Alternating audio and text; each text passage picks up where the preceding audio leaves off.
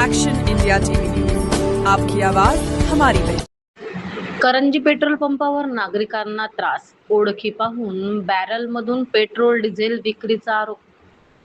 करंजी येथील पेट्रोल पंपावर सर्वसामान्य नागरिकांना त्रास दिला जात असल्याची चर्चा परिसरात सुरू असून ओळखीच्या व्यक्तींनाच बॅरलमधून पेट्रोल व डिझेल विक्री केली जात असल्याचा आरोप नागरिकांकडून केला जात आहे।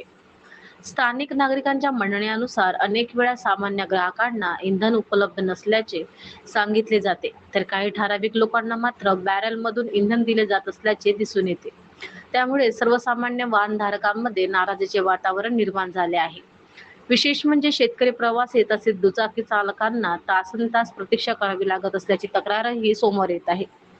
काही नागरिकांनी संबंधित प्रशासनाने या प्रकारची चौकशी करून योग्य कारवाई करावी अशी मागणी केली आहे।